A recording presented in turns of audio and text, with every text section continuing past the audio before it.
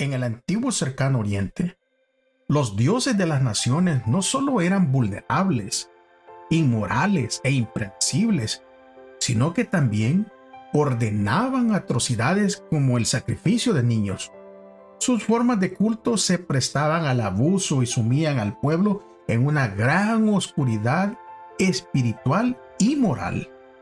El Dios de la Biblia es totalmente diferente de esas fuerzas demoníacas, ya que es perfectamente bueno y su carácter es inmutable.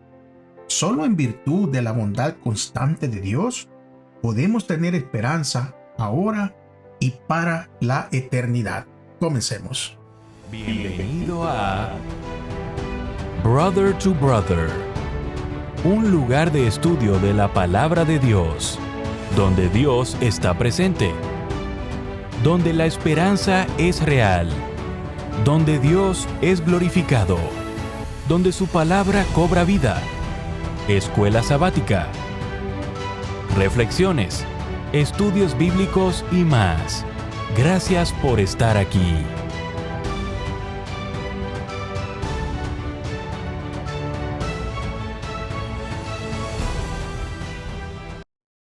Muy bienvenidos a su programa Brother to Brother. Les saluda como siempre su amigo, su hermano Gerson Anaya, agradecido con Dios porque nos permite llegar a una semana más de estudio a través de esta plataforma. Vamos entonces a poder estudiar juntos. Antes, recuérdese, es súper importante, traiga su Biblia, su libro de estudio y algo con que tomar notas, pero sobre todo, acompáñenme a orar reverentemente. Bendito Dios y Padre que está en el cielo, santificado y glorificado sea su nombre. Damos gracias, Señor, primeramente, porque nos ha permitido llegar hasta un estudio más, para poder, Señor, aprender, para poder, Señor, discernir su palabra y así conocerle más, Señor, conocer su amor y su justicia. Por favor, ayúdenos a poder entender cada palabra, cada pensamiento, a retenerlo, pero sobre todo a practicarlo. Sea con mis amigos, mis hermanos que se estarán uniendo a través de esta plataforma para estudiar. En el nombre de Jesús. Amén.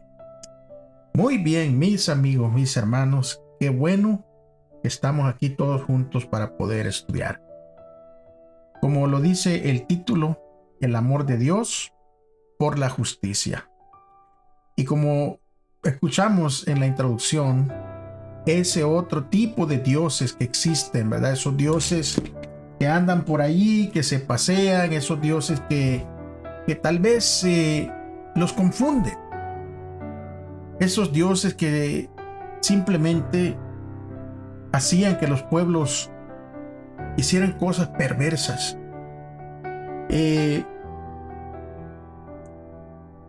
Cuando nosotros miramos a nuestro Dios, que es un Dios muy diferente, un Dios que se preocupa, un Dios que está siempre deseando y haciendo el bien para cada uno de nosotros. Es por eso que es un contraste tremendo entre los falsos dioses del mundo antiguo, pero incluso con los dioses modernos. Porque como decimos, Jehová, nuestro Dios, se preocupa profundamente por el mal, por el sufrimiento, por la injusticia y por la opresión. Todo lo cual Él condena. Pero también un día hará desaparecer todo esto. Vamos a leer el versículo de memoria que se encuentra allí en Jeremías 9:24. Dice: mas alábese en esto el que haya de alabarse, en entenderme y conocerme, que yo soy Jehová, que hago misericordia, juicio y justicia en la tierra, porque estas cosas me agradan, dice Jehová. Vamos entonces a entrar de lleno, dele vuelta a su página de estudio y vamos a el día domingo, amor y justicia. Y creo que ya anteriormente pudimos poner esto bien en claro, ¿verdad? Que el amor y la justicia son inseparables. Y así lo enseña la Escritura. ¿Por qué? Porque el verdadero amor exige justicia. Y la verdadera justicia solo puede regirse y ser impartida sobre la base de ¿qué? La base del amor. Pero lo que sucede es que como nosotros no estamos acostumbrados a pensar que estos dos conceptos, tanto de amor como de justicia, estén juntos. Pero eso debe de a que tanto amor como la justicia han sido pervertidos por la humanidad. O sea que esos conceptos están lejos de lo que son de parte de Dios. Miren, vamos a leer entonces el Salmo 33:5, Salmo 85:10 y Salmo 89:14 e Isaías 61:8 y 9 en adelante, ¿verdad? Así que vamos a leerlo todos juntos. Culminaremos también con la lectura bíblica, porque encaja en esta lectura de este día, porque esto nos van a iluminar, estos textos nos van a dar luz acerca del amor de Dios y su preocupación por la justicia, porque esa es la diferencia entre nuestro Dios y esos dioses falsos, ¿verdad?, que existen. Vamos entonces a leer el Salmo 33:5. Dice: Él ama la justicia y el derecho, de la misericordia de Jehová está llena la tierra. Y el Salmo 85:10 dice: la misericordia y la verdad se encontraron, la justicia y la paz se besaron. Salmo 89:14: la justicia y el derecho son el fundamento de tu trono, la misericordia y la verdad van delante de tu rostro. Ahora pasemos hasta el libro de Isaías, en el capítulo 61 y versículo 8. Porque yo, Jehová, amo la justicia y aborrezco la rapiña y la iniquidad. Recompensaré sus obras con fidelidad y haré con ellos un pacto eterno. Y nuestra lectura bíblica de Jeremías 9:24, que dice: más bien, alabes en esto el que se alabe y en entenderme y conocerme, que yo soy Jehová, que hago misericordia, juicio y justicia en la tierra, porque estas cosas me agradan. Estos textos declaran explícitamente que Dios ama la justicia. Y en toda la escritura el amor y la justicia de Dios son inseparables, ya que a Él le preocupa profundamente que se obre con rectitud en el mundo. Es por eso que los profetas denuncian sistemáticamente todo tipo de injusticia, incluidas las leyes injustas, las transacciones comerciales injustas y engañosas, y la injusticia y la opresión en perjuicio de los pobres, las viudas y cualquier persona vulnerable. Aunque los seres humanos cometen muchas maldades e injusticias, Dios es quien constantemente actúa con misericordia. Él actúa con un juicio y justicia. En consecuencia, a lo largo de la Escritura, los fieles a Dios anhelan con gran expectación el juicio divino como algo bueno. ¿Por qué? Porque allí traerá el castigo para los malhechores y los opresores, y la justicia y la liberación para las víctimas de la injusticia y la opresión. El juicio y la justicia, una vez más queremos recalcarlo, que son el fundamento del amoroso gobierno de Dios, a diferencia de los gobiernos corruptos de este mundo, que a menudo hacen la injusticia para obtener poder y beneficios personales. En Dios, la misericordia y la verdad se encontraron, la justicia y la paz se besaron, decía el Salmo 85:10. A su vez, Dios deja claro que lo que espera de nosotros, Él deja claro que es la expectativa que tiene de nosotros. Dice esto la Escritura: Él te ha declarado lo que es bueno, lo que pide Jehová de ti, solamente hacer justicia, amar misericordia y humillarte ante tu Dios. Miqueas 6:8. Miren, hermanos, es fundamental que nosotros reflejemos el amor, la justicia y la misericordia. ¿Por qué? Porque son propios del carácter de Dios. Y es por eso que, Dios espera que nosotros también reflejemos eso. Que hagamos amor y justicia y que usemos la misericordia. ¿Por qué? Porque Él nos da el ejemplo a nosotros. ¿Qué ejemplos existen de la justicia humana pervertida? ¿Y cómo no habríamos de clamar entonces para que la justicia perfecta de Dios se haga realidad? Día lunes. El día lunes habla de un Dios que es totalmente bondadoso y justo. Mire, Dios no se limita a afirmar que ama la justicia, y a llamar a las personas a amar y a hacer justicia, sino que Él mismo nos da los ejemplos. La Escritura enseña que Dios es totalmente santo, fiel, justo y amoroso. Dios solo y siempre hace lo que es amoroso, recto y justo. Él nunca hace lo malo. Al leer Deuteronomio 32:4 y el Salmo 92:15, ¿qué nos enseñan estos pasajes acerca de la fidelidad y la justicia de Dios? Deuteronomio 32:4 dice: Él es la roca, cuya obra es perfecta, porque todos sus caminos son rectitud. Él es un Dios fiel en quien no hay iniquidad, es justo y recto. Y el Salmo 92:15 dice: para anunciar que Jehová mi roca es recto y que en él no hay injusticia. Estos y muchos otros pasajes declaran que Dios es justo y amoroso. En él no hay injusticia, dice Salmo 92:15. Jehová es justo, no cometerá iniquidad. Cada mañana al disputar el día emiten sin falta su juicio, pero el perverso no conoce la vergüenza. Sofonías 3:5. Claramente podemos ver un contraste directo entre el carácter de Dios y el de quienes aman la injusticia. Dios sabe que es lo mejor para todos, quiere lo mejor para todos y trabaja continuamente para lograrlo. Leamos ahora el Salmo 9, versículos 7 y 8 y el Salmo 145, 9 y el 17, porque estos versículos nos van a enseñar algo acerca de Dios. Salmo 9, 7 y 8 dice de la siguiente manera: pero Jehová permanecerá para siempre, ha dispuesto su trono para juicio. Él juzgará al mundo con justicia, hará juicio a los pueblos con rectitud. Ahora leamos el Salmo 145, 9 al 17. Mire lo que dice: bueno es Jehová para con todos y su misericordia está en todas sus obras. Todas tus obras, oh Jehová, te alabarán y tus fieles te bendecirán. Hablarán de la gloria de tu reino y de tu poder, para anunciar tus proezas a los hijos del hombre y la gloria del majestuoso esplendor de tu reino. Tu reino es reino de todos los siglos y tu dominio es generación en generación.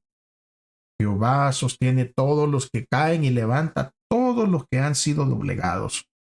Los ojos de todos tienen su esperanza puesta en ti, y tú les das su comida o a su debido tiempo. Abres tu mano y satisfaces el deseo de todo ser viviente. Justo es Jehová en todos sus caminos y bondadoso en todas sus obras.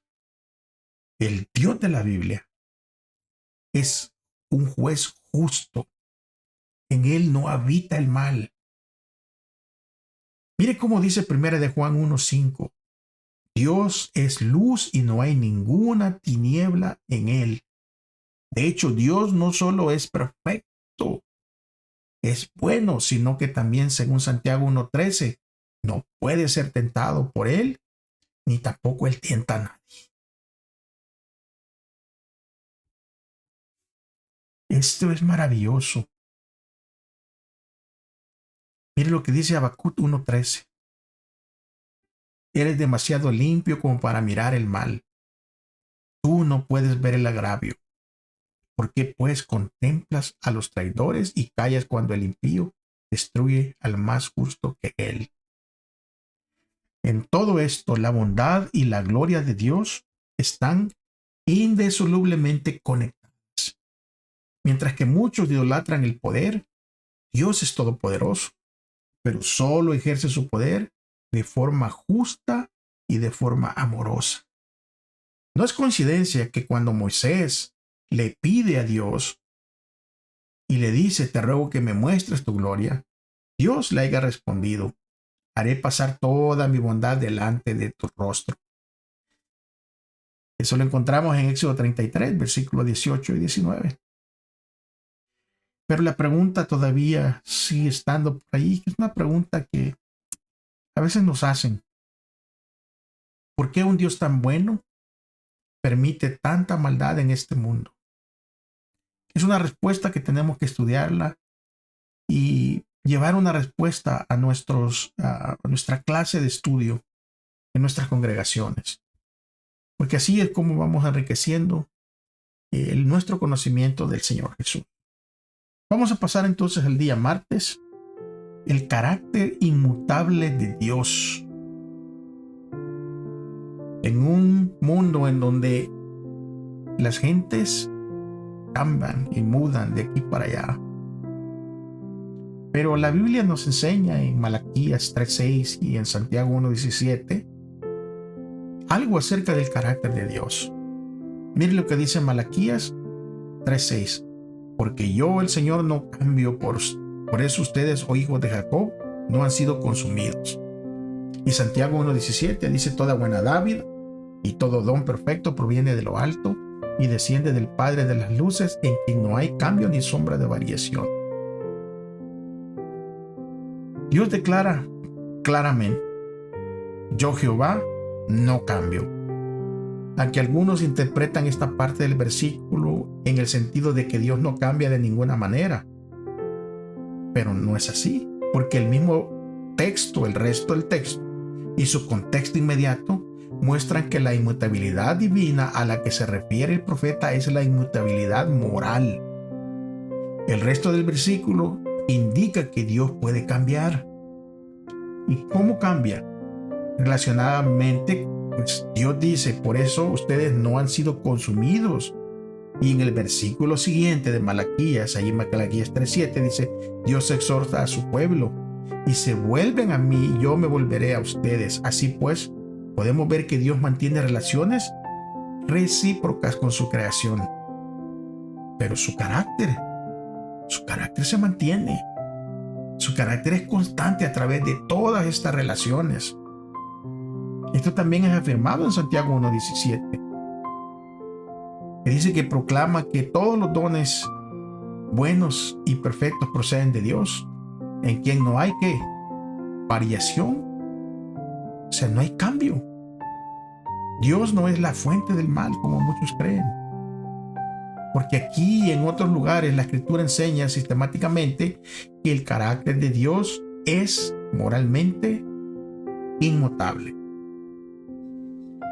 Sin embargo, Dios puede entrar y entra en una relación real con sus criaturas, a las que responde siempre con amor y justicia.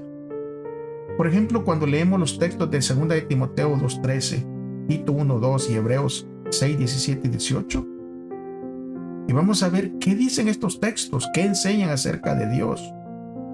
2 de Timoteo 2:13 dice: si somos infieles, Él permanece fiel, porque no puede negarse a sí mismo. Tito 1:2, basada en la esperanza de la vida eterna que el Dios que no miente prometió desde antes del comienzo del tiempo. Hebreos 6:17 y 18. Por esto Dios, queriendo demostrar de modo convincente a los herederos de la promesa la inmutabilidad de su consejo, la garantizó con juramento, para que por dos cosas inmutables en las cuales es imposible que Dios mienta, tengamos un fortísimo estímulo los que hemos acudido para asirnos de la esperanza puesta por delante. Dios, amigos y hermanos, no se contradice, nunca miente y sus promesas son inquebrantables. El Dios de la Biblia es el mismo que se entregó voluntariamente por nosotros en la persona de Cristo en la cruz.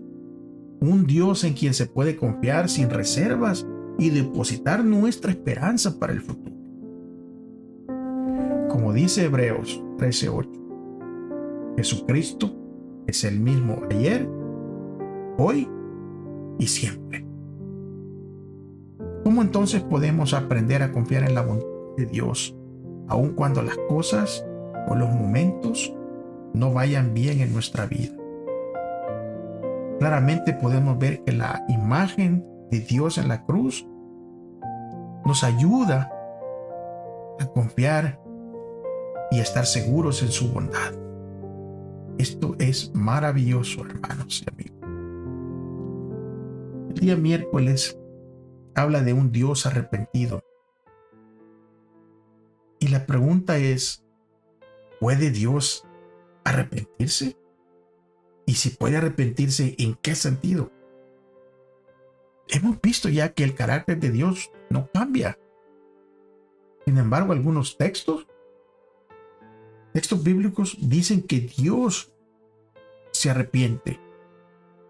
Pero tiene que ver con traducciones y también el contexto humano en el que estamos hablando.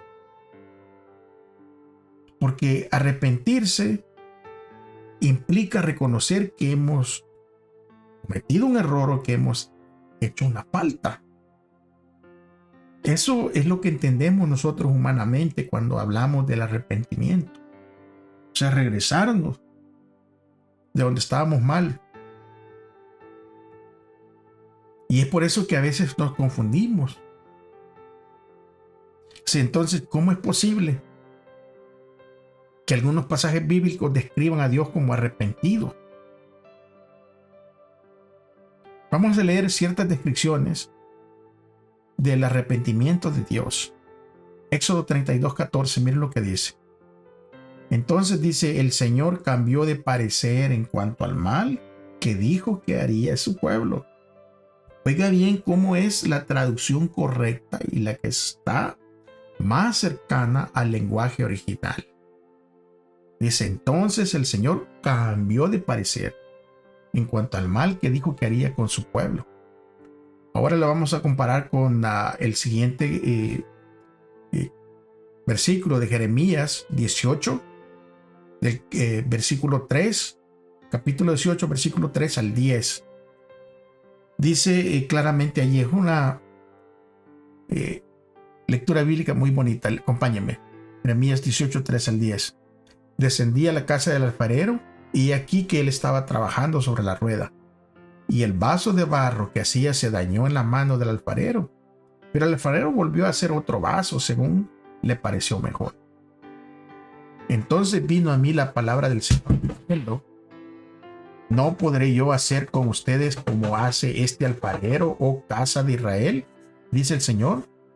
He aquí que ustedes son en mi mano como el barro en la mano del alfarero, oh casa de Israel. En un instante hablaré acerca de una nación o de un reino, como para arrancar, desmenuzar y arruinar. Pero si esa nación de la cual he hablado se vuelve de su maldad, yo desistiré del mal que había pensado hacerle.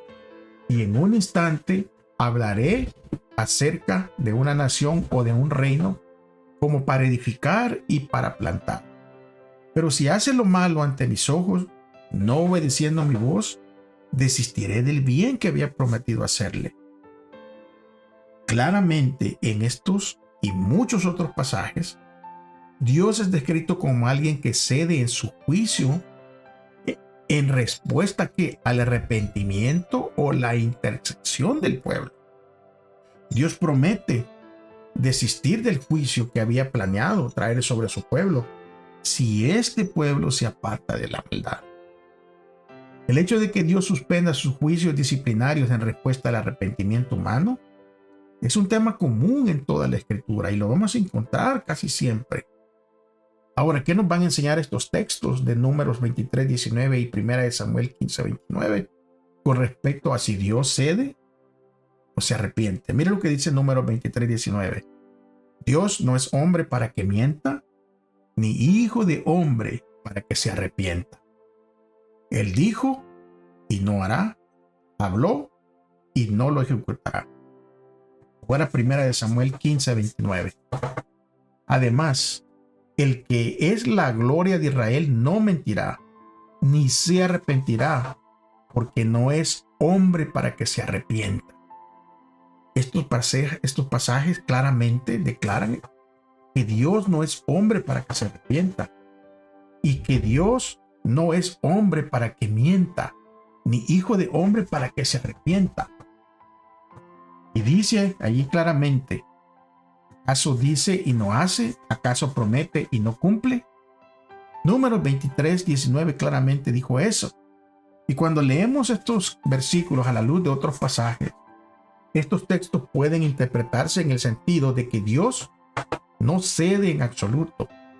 sino que transmiten la verdad de que no cede ni se arrepiente de la manera en que lo hace. ¿Quiénes? Nosotros, los seres humanos. Que nosotros lo hacemos completamente diferente. ¿Por qué? Porque Dios siempre cumple sus promesas. Y aunque cambiare de rumbo en respuesta al arrepentimiento humano, siempre lo hace de acuerdo con su bondad y con su palabra. Dios suspende sus juicios en respuesta al arrepentimiento precisamente porque su carácter es bueno, justo, amoroso y misericordioso. Ahora, ¿qué significan las representaciones bíblicas de los cambios que Dios hace en su curso de acción? ¿Qué enseña esto acerca de la constancia de su carácter y del hecho de que entabla con sus criaturas relaciones de reciprocidad que impactan en él? Estas son preguntas que debemos nosotros de analizar para encontrar esa respuesta. Y es bonito que lo analicemos, que apuntemos y que lo llevemos a nuestras clases de estudio para compartirlas entre nosotros como hermanos. El día jueves va a hablar acerca de aferrarse al amor y aferrarse a la justicia. Miren, las escrituras enseñan sistemáticamente que Jehová, tu Dios, es Dios fiel, que guarda el pacto y la misericordia a los que aman y guardan sus mandamientos hasta por 1000 generaciones. Deuteronomio 7:9. Su carácter de bondad y amor fue demostrado, ¿a dónde? De una manera suprema, demostrada por Jesús en la cruz. Romanos 3:25-26 dice claramente, como demostración de su justicia, Dios lo ha puesto a él como expiación por la fe en su sangre a causa del perdón de los pecados pasados en la paciencia de Dios, con el propósito de manifestar su justicia en el tiempo presente, para que él sea justo y a la vez justificador del que tiene fe en Jesús. Y otro pasaje que es muy hermoso, Romanos capítulo 5, versículo 8, que dice, pero Dios demuestra su amor para con nosotros en que siendo aún pecadores, Cristo murió por nosotros. Según el Salmo 100 y el versículo 5, Jehová es bueno para siempre en su misericordia y su fidelidad por todas las generaciones. Por lo tanto, se puede confiar en Dios. Él solamente otorga buenas cosas a sus hijos. Santiago 1:17 dice, toda buena dádiva y todo don perfecto proviene de lo alto y desciende del Padre de las luces, en quien no hay cambio ni sombra de variación. Y Lucas 11:13 nos recuerda y dice, ¿qué padre de entre ustedes, si su hijo le pide pescado, en lugar de pescado le dará una serpiente? ¿O si le pide un huevo le dará un escorpión? Pues si ustedes, siendo malos, saben dar buenos regalos a sus hijos, cuanto más su Padre Celestial dará el Espíritu Santo a los que le pidan. Claramente miramos aquí que Dios